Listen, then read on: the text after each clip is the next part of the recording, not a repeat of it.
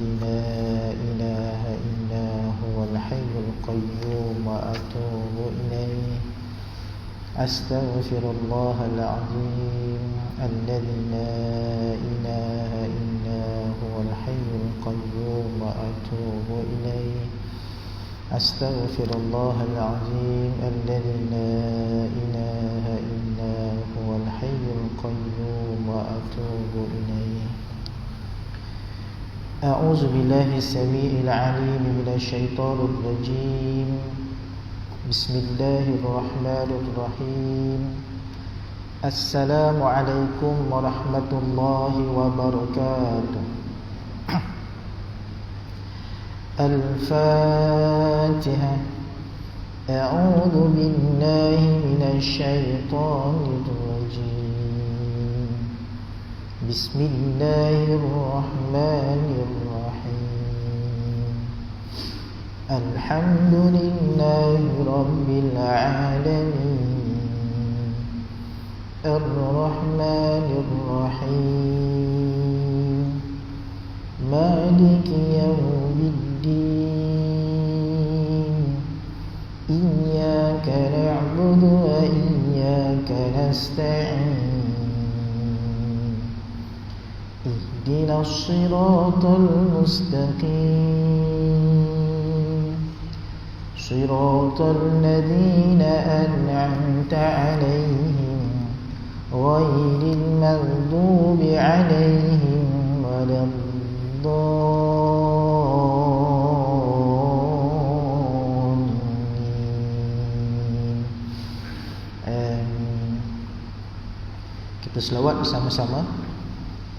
Allahumma salli ala sayyidina Muhammad Allahumma salli alaihi wa sallim Allahumma salli ala sayyidina Muhammad Allahumma salli alaihi wa sallim Allahumma salli ala sayyidina Muhammad Allahumma salli alaihi wa sallim Allahumma salli ala sayyidina Muhammad Allahumma salli alaihi wa sallim Allahumma salli ala sayyidina Muhammad Allahumma salli alaihi wa sallim Allahumma salli ala sayyidina Muhammad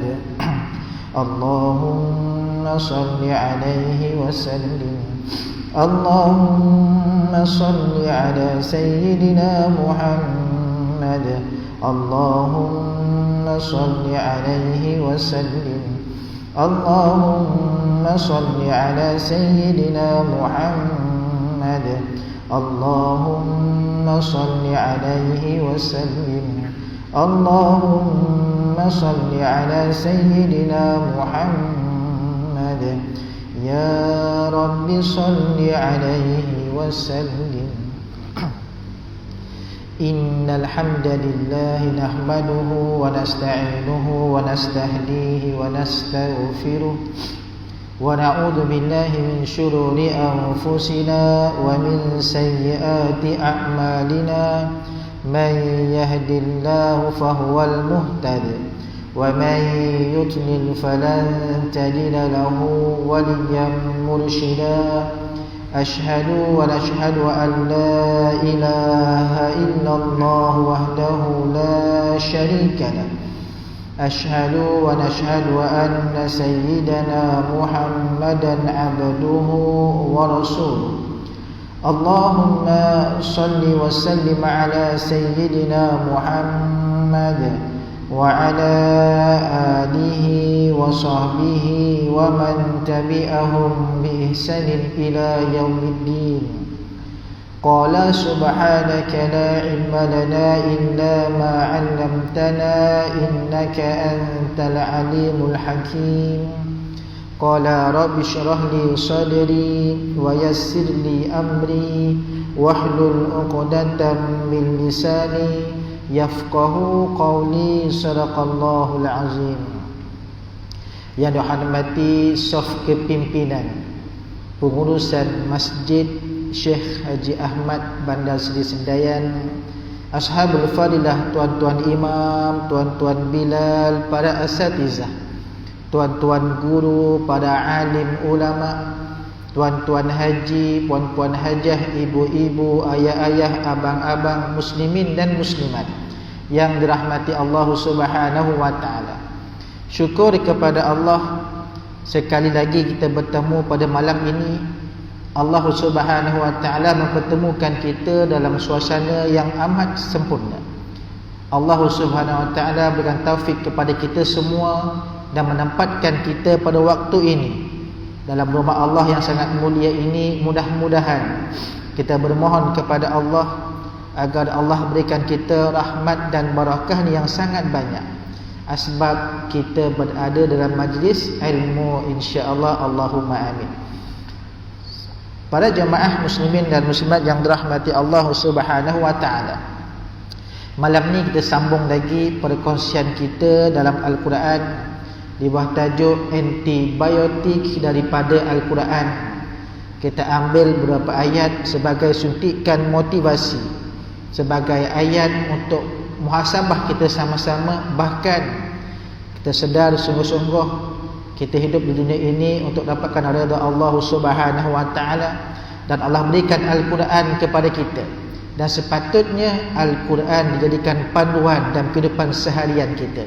Dan pada malam ini insya-Allah di bawah tajuk kenapa kita perlu ataupun kenapa kita nak putus asa dengan Allah Subhanahu wa taala.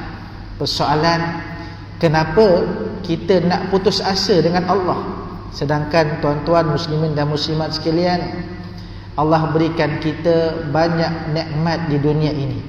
Bahkan kadang-kadang bila kita lihat semakin hari semakin meningkatnya wabak COVID-19. Semalam tergempar satu Malaysia, nilai mencecah ke 4,000 yang terlibat dengan positif COVID-19. Hari ini turun 3,000 lebih, alhamdulillah. Walaupun pada peringkat awal tadi ada yang cuba mengviralkan cecah 5,000 lebih, padahal maklumat tak sahih. Persoalan saya, bila kita lihat angka begitu, tanya kita sendiri, kenapa kita nak putus asa dengan Allah, sedangkan Allah menguji kita setiap waktu, tuan-tuan. Itu sebab kita lihat dalam satu ayat Quranul Karim. Malam ini ayat yang agak cantik untuk kita kongsikan. Ayat daripada surah yang keempat, iaitu surah An-Nisa. Surah keempat, surah An-Nisa. An-Nisa artinya wanita, perempuan. Sebut saja wanita, artinya dalam surah An-Nisa ini Allah mengangkat kemuliaan wanita. Susun atur Al-Quranul Karim ataupun tertib surah-surah dalam Al-Quran sangat cantik. Walaupun kita sedia maklum, surah yang pertama turun adalah Wahyu, surah Iqra, Bismi Rabbikal Ladzi Khalaq. Tapi dalam Al-Quran, surah Al-Alaq diletakkan pada juzuk yang ke-30.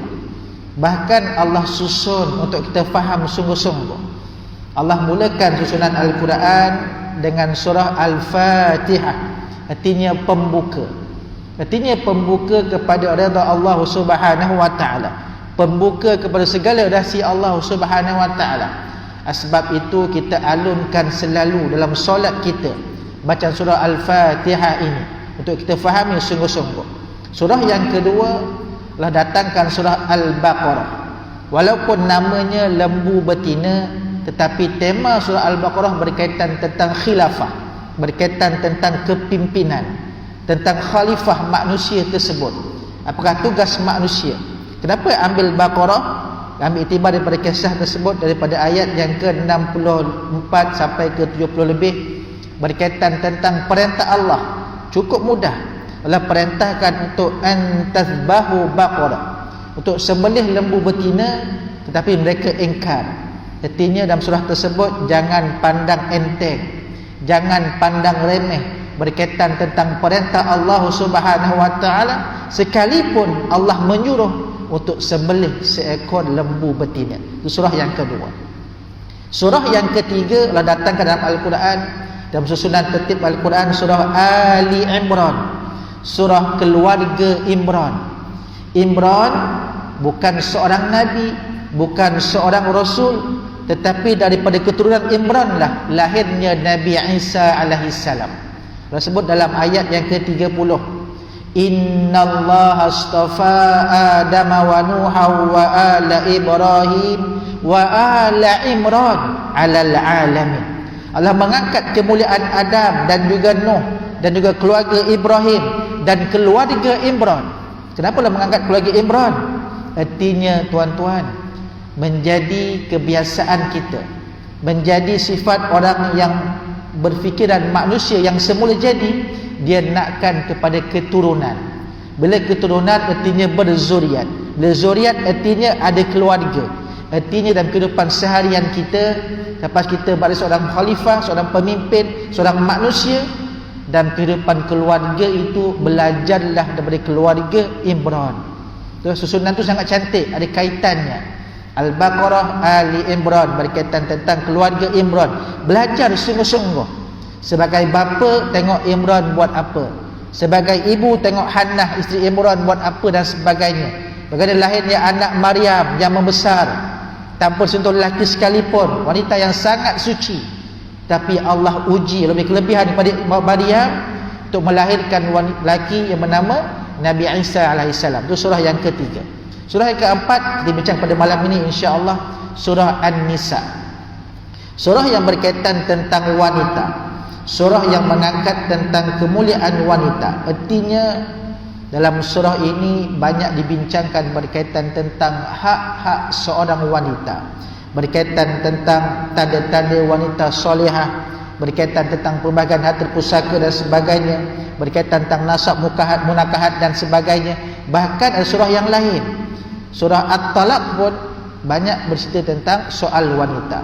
Kita lihat pada zaman jahiliyah, wanita amat digunakan ataupun disimbolkan sebagai simbol seks pada zaman jahiliyah. Tapi Islam datang, Allah mengangkat martabat wanita, dan daripada wanita lah lahirnya seorang anak yang besar sampailah pada hari ini. Nak gambarkan tuan-tuan muslimin dan muslimat sekalian, wanita penting juga. Kadang-kadang orang kata tak ada wanita, tak adalah anak yang lahir. Bila tidak ada wanita, tidaklah lahirnya pejuang maupun penegak agama dan sebagainya. Nak gambarkan di sini tuan-tuan muslimin dan muslimat sekalian, dalam surah yang keempat ini ada satu ayat. Kita ingat sungguh-sungguh dalam satu ayat ini, ayat yang terletak pada muka surat 101, terletak pada akhir juzuk yang kelima. Dalam surah An-Nisa ayat ke-147. Ada buka Quran, buat telefon dan sebagainya. Pada muka surat 101 sebelah kanan bawah sekali, ayat 147, ayat yang berbunyi pada a'udzubillahi minasyaitonir rajim, ma yaf'alullahu bi'adzabikum in syakartum wa amantum wa kana Allahu syakiran alima.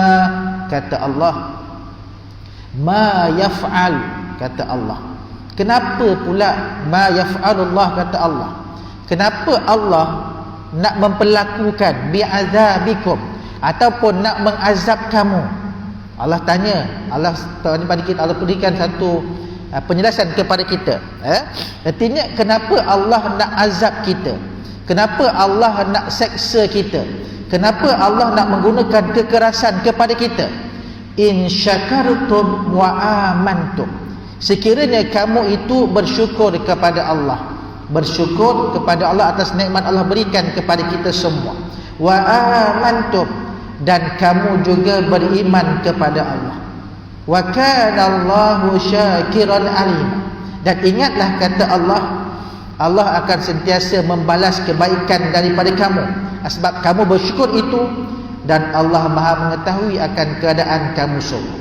Jadi tuan-tuan muslimin dan muslimat sekalian, walaupun hari ini kita diuji dengan pelbagai ujian, ujian yang orang kata mungkin bukan kaleng-kaleng, ujian yang sangat dahsyat yang tak pernah berlaku pada zaman-zaman sebelum ni, iaitu pandemik COVID-19.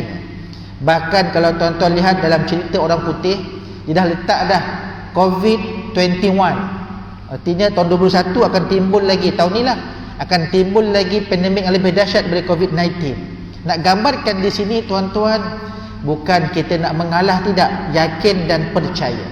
Letakkan kebergantungan sepenuhnya kita kepada Allah Subhanahu wa taala. Kenapa angka meningkat? Untuk kita menambahkan istighfar kepada Allah Subhanahu wa taala, untuk menambahkan lagi keimanan kita kepada Allah Subhanahu wa taala. Sifat kita kadang-kadang pada hari ini tuan-tuan muslimin dan muslimat sekalian, seringkali nampak bila angka meningkat, kita kadang-kadang buat perkara yang tidak baik. Kita kata ini orang-orang macam ni lah ni, kenapa degil sangat, kenapa tak nak duduk dekat rumah, kenapa nak keluar sekian, kenapa pergi sekian dan sebagainya. Pemahaman kita terus buat negatif sahaja. Padahal Allah dah tegur kita dah dalam ayat 11 selepas ni, ayat 148. Apa kata Allah? La yuhibbullahul jahra bis-su'i minal qawli illa man zulim. Kata Allah, Allah la yuhibbu, Allah sangat tidak suka, Allah benci kepada mereka yang mengatakan secara terang-terangan perkara yang buruk. Perkara yang buruk. Sebab itu tuan-tuan, mungkin barangkali bila mana peringkatan ni berlaku, mungkin di kalangan kita ada masih lagi yang tak bersyukur kepada Allah Subhanahu wa taala. Bila meningkat tu kadang-kadang tuan-tuan syukur juga, alhamdulillah, syukur ya Allah atau ujian. Bukan nak kata kita syukur kepada muka orang yang kena, tidak tuan-tuan. Nak menandakan bahawa Allah sayang kepada kita. Ada seorang para asatizah maklumkan kepada saya, dia kata, Ustaz, syukur alhamdulillah Ustaz, bila mana adanya COVID-19 ini, kami anak beranak dapat berada di rumah.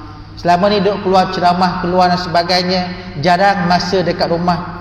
Bila COVID-19, kuliah online dekat rumah, alhamdulillah, nampak anak dekat rumah solat, nampak anak baca Quran dekat rumah dan sebagainya. Itu hikmahnya bagi mereka yang pandang dengan positif. Tapi mereka yang pandang dengan negatif, turut mempersalahkan sekian dan sebagainya. Bahkan lebih menyedihkan lagi tuan-tuan, ada orang yang sanggup post di Facebook, di Twitter dan sebagainya, ambil gambar masjid yang tertutup. Tuan-tuan lihat, hanya mereka yang hadir ke masjid tahu suasana bagaimana.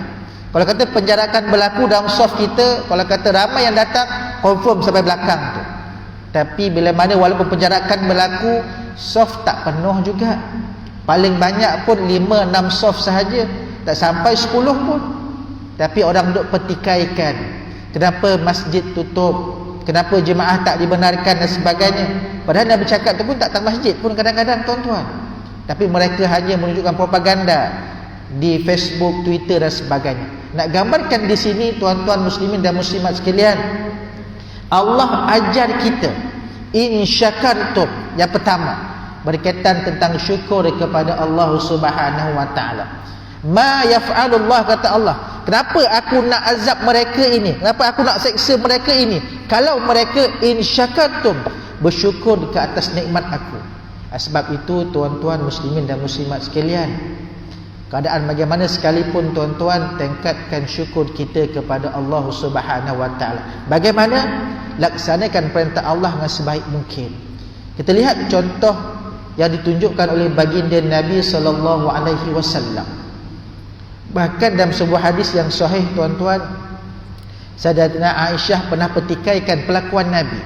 Ya Rasulullah, kenapa kau sungguh-sungguh untuk bangun malam sampai bengkak-bengkak kaki? Kenapa kau bersungguh-sungguh untuk siangnya berpuasa, menahan lapar dan dahaga, mengikat perut kau? Kenapa susah payah kau keluar waktu panas dan sebagainya untuk berjuang tegakkan Islam dan sebagainya? Sedangkan kata Aisyah, engkau tu ya Rasulullah, tempat engkau dah confirm di sisi Allah Subhanahu wa taala. Kenapa nak buat aku begini? Sepatutnya ya Rasulullah duduk kat rumah, duduk diam goyang kaki dan sebagainya. Apa kata Nabi? Wahai Aisyah, afala an akuna abdan syakur. Salah ke Aisyah untuk aku jadi orang yang bersyukur? Nampak tak tuan-tuan, apa erti syukur? Kita pergunakan nikmat itu ke arah kebaikan. Dan hari ini Allah uji kita tuan-tuan. Ada orang yang sehat alhamdulillah, tapi tak sampai pun kakinya ke rumah Allah.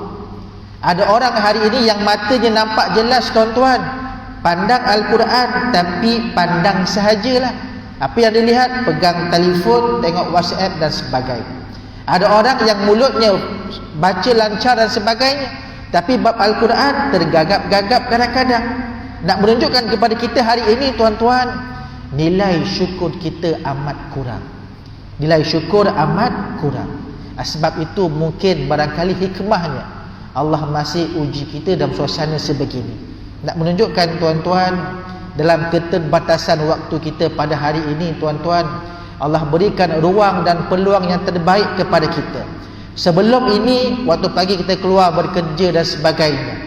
Bila waktu COVID-19 tuan-tuan, ada orang yang bekerja daripada rumah, work from home, ataupun BDR, bekerja daripada rumah, ataupun bekerja penggiliran dan sebagainya. Tetapi tetap juga kita abaikan untuk bangun malam. Tak nak kita bangun malam bermunajat kepada Allah Subhanahu Wa Taala, tak nak syukur kepada Allah Subhanahu Wa Taala. Pada waktu siang yang kita ada, kita sombong kepada Allah, tetap juga tak nak mendirikan solat sunat duha. Tuan-tuan, hari ini ramai kadang-kadang orang salah faham. Solat duha didirikan untuk, orang kata, untuk menambahkan rezeki, untuk menambahkan nikmat Allah Subhanahu Wa Taala.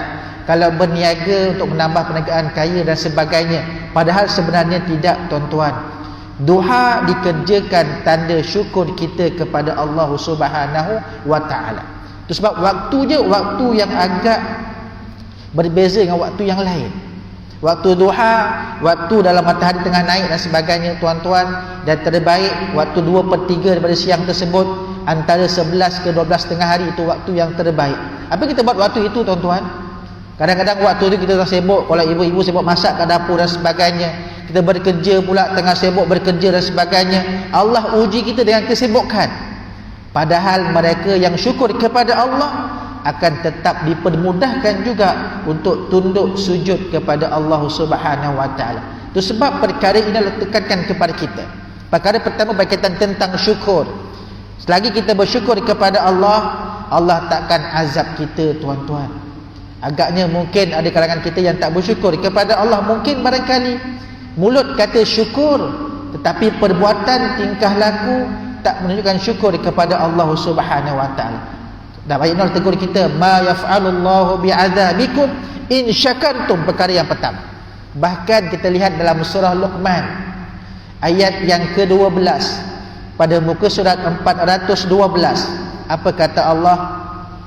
Wa laqad atayna Luqmanal hikmah, kata Allah, dan sesungguhnya, dan demi sesungguhnya kata Allah, kami berikan Luqman itu hikmah, kebijaksanaan, kepandaian, kehebatan berbanding orang lain. Apa kata Allah? Anishkur lillah, Luqman, sentiasalah syukur kepada aku, kata Allah. Syukur ini kehebatan sebab daripada Allah. Kepandaian bukan daripada kita susun jadual yang baik, tidak, tapi Allah izinkan untuk kita dapat ilmu tersebut. Pangkat yang kita ada, title yang kita ada, bukan untuk kita pandai, tidak, tetapi title tersebut Allah izinkan untuk kita pakai, untuk kita dakwah kepada orang lain dan sebagainya. Bahkan kata Allah, wa may yashkur, barang siapa yang syukur kepada aku, kata Allah, fa innama yashkuru li nafsi, kebaikannya, fadilatnya balik pada diri mereka sendiri, bukan kepada Allah. Itu sebab tuan-tuan muslimin dan muslimat sekalian, saya selalu pesan pada diri saya dan juga anak-anak saya, syukur alhamdulillah. Bila mana berlakunya situasi ini, kita lebih dapat oleh keluarga dan sebagainya, dapat berjamaah dekat rumah sama-sama, dapat cuba mendalami Al-Quran sungguh-sungguh, faham sungguh-sungguh, dan syukurlah kepada Allah. Kadang-kadang kita marah, apalah pandemik ni, tak dapat nak keluar berjalan, tak dapat nak bercuti sekian-sekian dan sebagainya. Tuan-tuan, sekurang-kurangnya kita masih lagi bernafas atas bumi Allah ini. Syukur kepada Allah. Itu perkara yang pertama. Perkara kedua kata Allah, wa amantum. Yang kedua berkaitan tentang iman kita kepada Allah Subhanahu Wa Taala. Iman tu apa tuan-tuan? Iman tu keyakinan kita kepada Allah Subhanahu Wa Taala. Iman tak dapat nak gambarkan dengan luaran kita kadang-kadang. tu perkara dalaman kita. Bahkan dalam surah An-Nisa juga ayat 136 Allah gambarkan kepada kita tentang orang yang beriman tersebut. Apa dia? Yang beriman kepada Allah, yang beriman pada kitab yang diturunkan kepada baginda Nabi SAW dan kitab sebelumnya.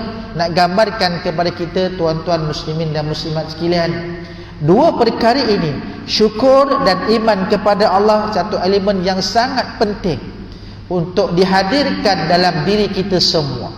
Nak menandakan tuan-tuan kebergantungan kita penuh kepada Allah jika sekiranya ada nilai syukur dalam diri kita dan nilai iman dalam diri kita. Sebab itu tuan-tuan muslimin dan muslimat sekalian, Allah berikan kita nikmat kesihatan di dunia ini, gunakanlah sebaik mungkin. Bila mana Allah gerakkan kita ke masjid, syukur, alhamdulillah, Allah memanggil kita untuk hadir ke masjid. Bila mana Allah berikan kita nikmat kesihatan, mata yang jelas, tuan-tuan, buka baca Al-Quran, syukur, alhamdulillah. Kita gunakan nikmat tersebut ke arah kebaikan yang sangat baik, bukan lihat perkara yang tidak baik. Bukan kita gunakan kesempatan ini untuk kita membuat perkara yang tidak baik dan sebagainya.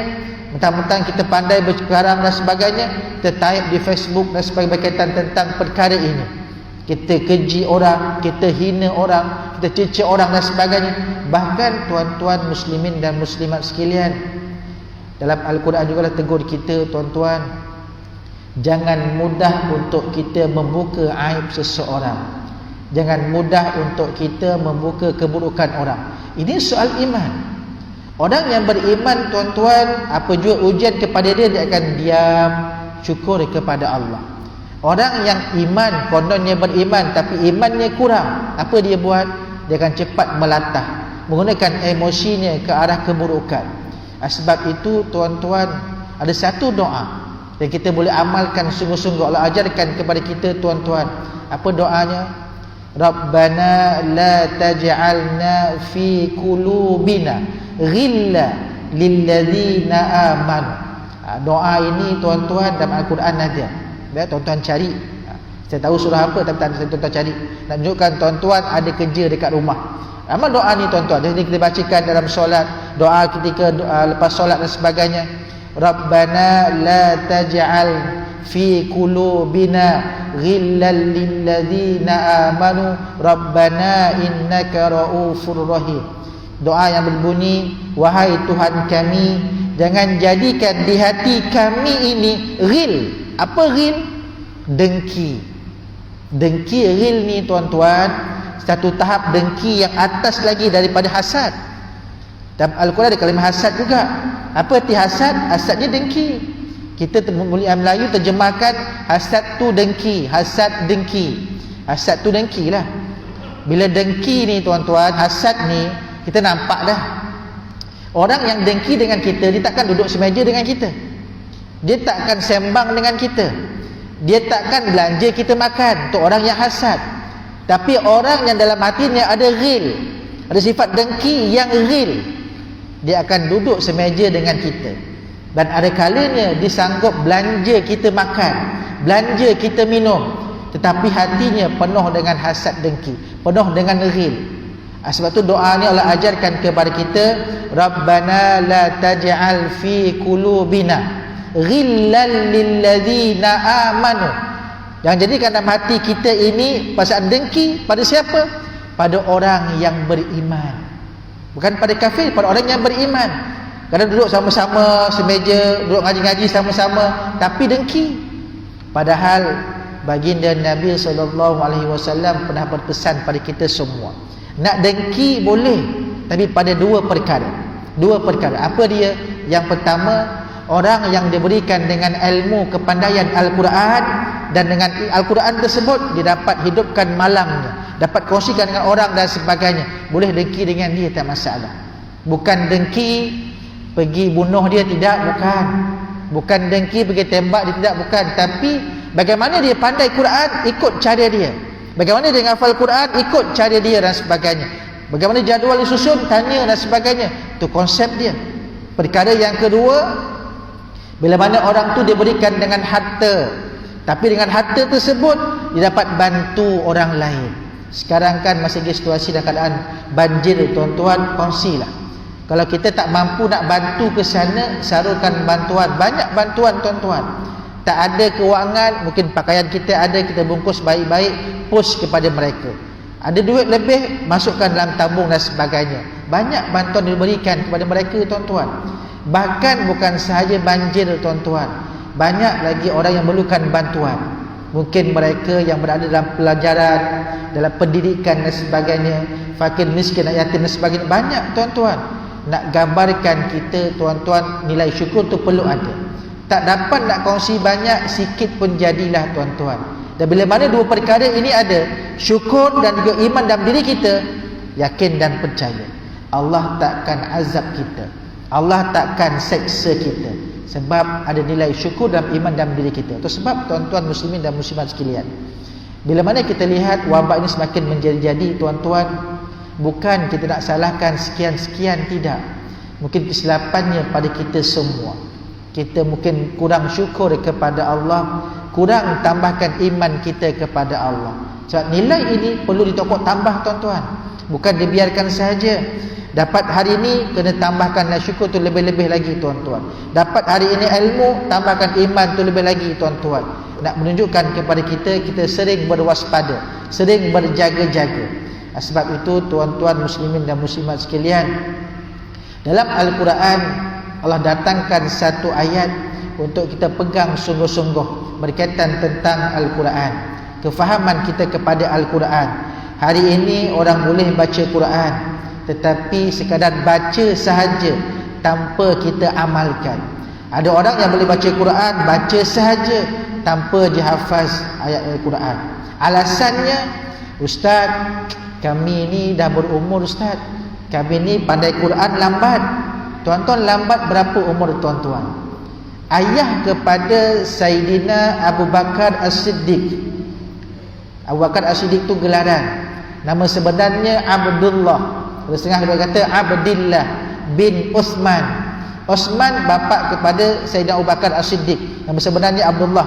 Abu Bakar itu gelaran. Uthman juga nama sebenar bagi bapa Abu Bakar, dan kitab banyak ditulis sebagai Abu Kuhafah. Abu Kuhafah. Nama sebenarnya Uthman. Abu Kuhafah ini, dia mula kenal Al-Quran ketika umur 80 tahun. 80 tahun, tuan-tuan. Satu angka yang agak banyak.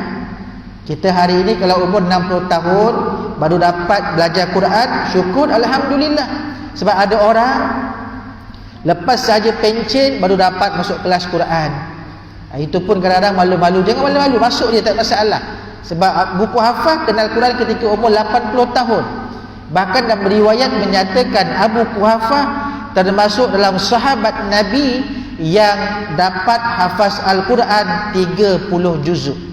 Bayangkan, tuan-tuan, start kenal Quran 80 tahun, tetapi termasuk dalam sahabat yang dapat hafal Quran 30 juzuk. Boleh tak? Boleh, tuan-tuan. Semuanya bergantung kepada Allah Subhanahu wa taala. Kadang-kadang kita meletakkan blok dalam diri kita. Oh, dah berumur, tak payah tak hafal Quran lah, baca je lah. Oh, dah tua dah ni, tak payahlah belajar, hantar anak-anak lah masuk tahfiz. Tuan-tuan, anak punya pasal.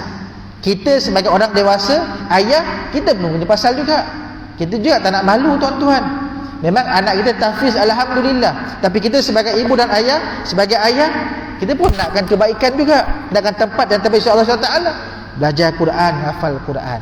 Allah sebut dalam Al-Quran dalam surah Al-Qamar, وَلَقَدْ يَسَّرْنَا الْقُرْآنَ لِلذِّكْرِ فَهَلْ مِن مُدَّكِرٍ. Ayat ni, tuan-tuan, Allah ulang 4 kali. Ayat yang ke-17, ayat ke-22, ayat ke-32, ayat ke-40. Nak gambarkan kepada kita, tuan-tuan, Allah dah mempermudahkan Al-Quran. Untuk siapa? Untuk kita semua umat baginda Nabi sallallahu alaihi wasallam. Walaqad yassarnal Quran lidzikr, untuk diingati, untuk dilazimkan pembacaan kita, untuk diamalkan, untuk dialunkan setiap hari. Fahal mim muddakir, kata Allah. Maka siapa dapat peringatan ini? dah tuju balik kepada kita semua tuan-tuan. Sebab itu tuan-tuan, saya pesan pada saya sendiri, dan waktu kita berada dalam PKPB ini tuan-tuan, teruskan azam kita, teruskan semangat kita untuk mendalami ilmu Al-Quran.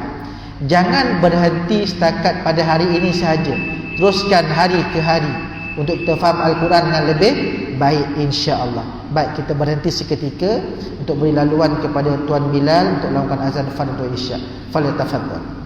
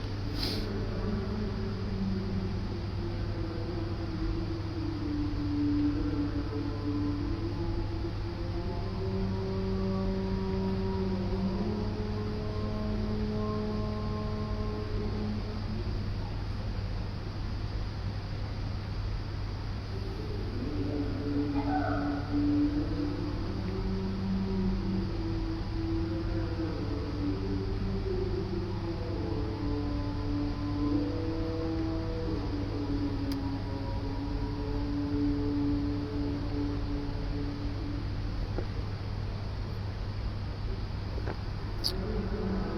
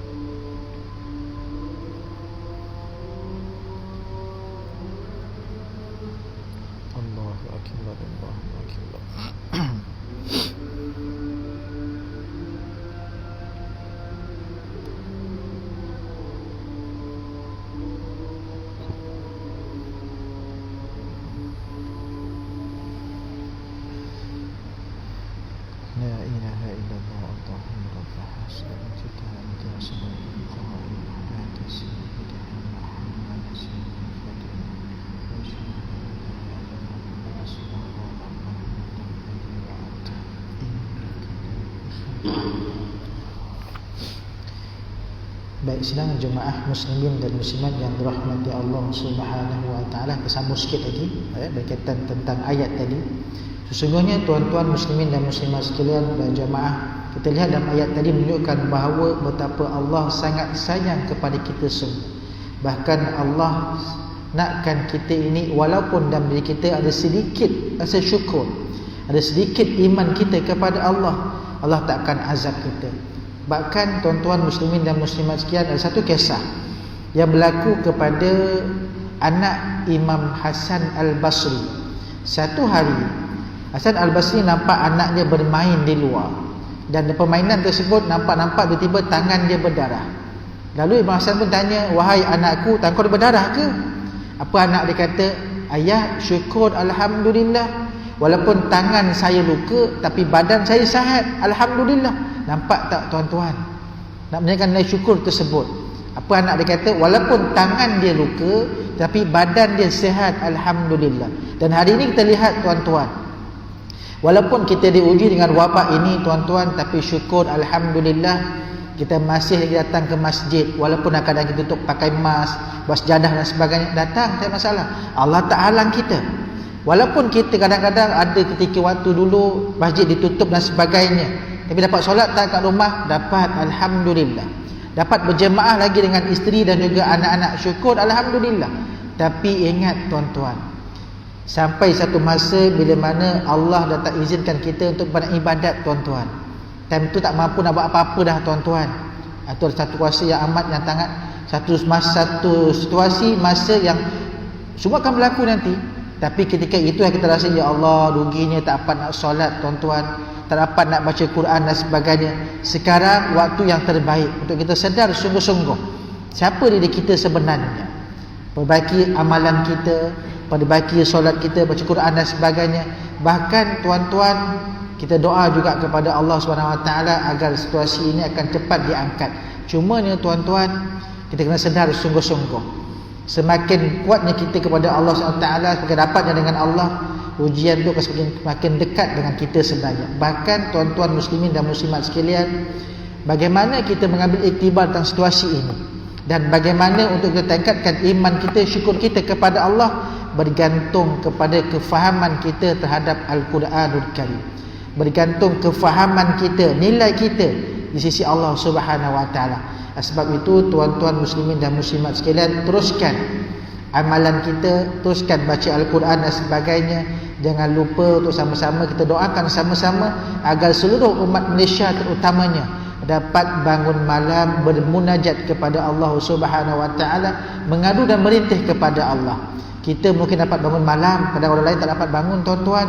Kena sebab satu perkara, Allah tahan untuk makbulkan doa tersebut. Didoakan sama-sama agar setiap manusia itu ada nilai syukur kepada Allah, iman kepada Allah, yang menyebabkan dengan syukur dan iman tersebut dia mampu untuk bangun malam dan seluruhnya dapat kembali kepada Allah, yakin dan percaya wabak ini akan cepat diangkat oleh Allah Subhanahu Wa Taala. Satu peringatan pada saya juga, jangan kita mudah melabelkan seseorang, jangan mudah memburukkan seseorang, jangan mudah untuk membuka aib orang. Apa juga kita letakkan tuan-tuan, perkara pertama, muhasabah sama-sama, lihatlah pada kelemahan diri sendiri dan jangan pandang orang lain. Lihat amalan kita bagaimana, pertingkatkan amal kita di sisi Allah, jangan nilai orang lain. Mudah-mudahan apa dikongsikan pada malam ini sekian sebanyak dengan manfaat pada kita semua dan pada orang lain, daripada yang mendengar kuliah ini. InsyaAllah mudah-mudahan sesungguhnya yang berhutang kepada Allah Subhanahu Wa Taala dan lemah dan salah itu daripada kelemahan diri saya sendiri, atas dosa saya lakukan, minta ampun kepada Allah, astagfirullahalazim, dan kesalahan pada tuan-tuan tak pada tuan-tuan, mudah-mudahan berkati kita insya-Allah, dan kita tangguhkan kuliah kita dengan tasbih kafarah dan suratul As. Bismillahirrahmanirrahim. Subhanakallahumma wa bihamdika asyhadu an la ilaha illa anta astaghfiruka wa atubu ilaik. Bismillahirrahmanirrahim. Wal 'asri innal insana lafi khusr illa alladhina amanu wa 'amilus shalihat wa tawassaw bil haqqi wa tawassaw bis sabr. Sekian aqulu qawli hadza wa astaghfirullahal azim li wa lakum. Wassalamu alaikum warahmatullahi wabarakatuh.